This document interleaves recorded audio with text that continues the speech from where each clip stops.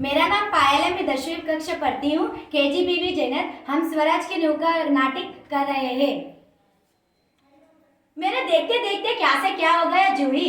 झांसी, कल्पी, ग्वालियर कहाँ गए, परंतु मंजिल लेके हर बार पास आकर दूरी चल जाती है। मैं स्वराज को आते हुए देखती हूँ, परंतु दूसरे क्षण मार्ग में हिमालय आ जाता है। उनको पार करती हूँ तो महासागर के डरावने तपड़े मुझे मारने लगते हैं। उनसे जूझती हूँ तो नाविक सो जाते। उधर देखो जूही, क्षितिज पर देखो, वहाँ की लपलपाती हुई लपटें कैसे उठ रही है। आकाश पूरा धूम घटनाओं से छा गए।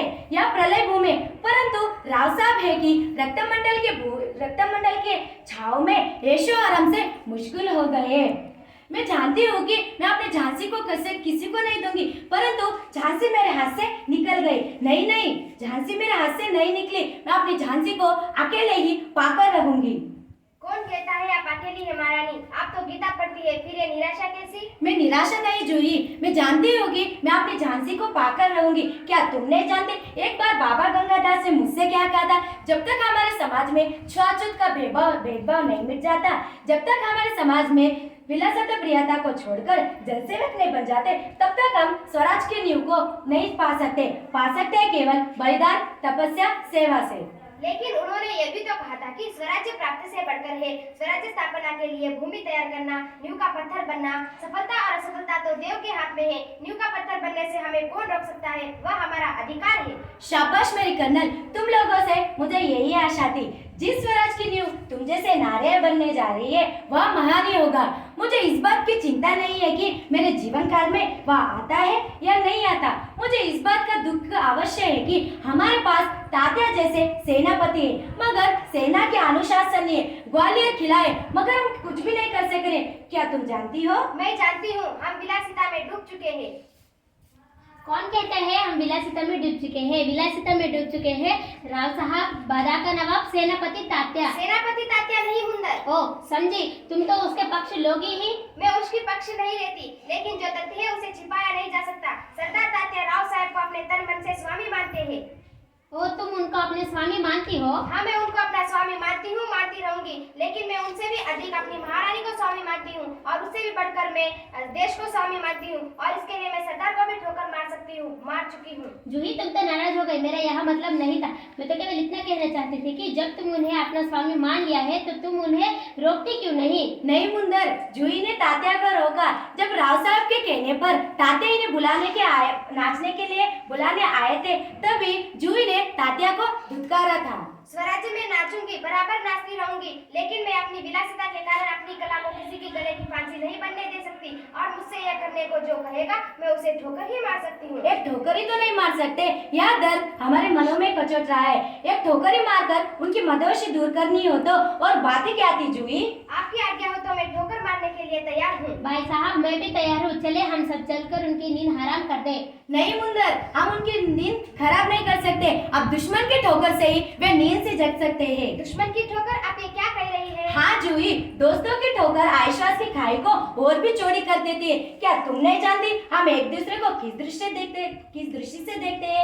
ऐसी स्थिति में मेरे कुछ कहने से शंकाओं की घटा और भी बढ़ सकती है। भाई साहब ठीक कहती है। शंकाएं अविश्वास पैदा करेंगे और उस अविश्वास से उत्पन्न निराशा को दूर करने के लिए पायल की झनकार और भी तेज हो उठेगा। श्रीखंड और लड्डुओं पर जान देने वाले ब्राह्मण का आशीर्वाद का स्वर और भी तेज हो उठेगा। तो जाओ जूही, तुम तात्या को खोज कर ला सकती हो तो जाओ और उन्हें यहाँ आने को कहो। मैं तात्या को खोज कर ला सकती हूँ। आपकी आज्ञा हो तो मैं उसे पाताल से भी खींच कर ला सकती हूँ।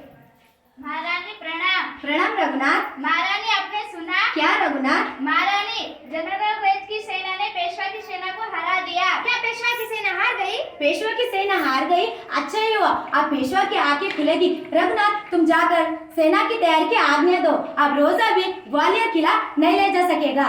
मैं जानता हूँ वह कभी नहीं ले सकेगा। मैं अभी जाकर सेना को कुछ के लिए तैयार करता हूँ। केवल आपको सूचना देने के लिए आया था। जाता हूँ। प्रणाम। प्रणाम रघुनाथ। जूही, तुम भी जाओ। ठहरो जूही, शायद तात्या यहाँ आ रहे हैं। जी हाँ, वह सरदार तात्या ही है। कहो सरदार तात्या, आज आप इधर कैसे भूले पड़े?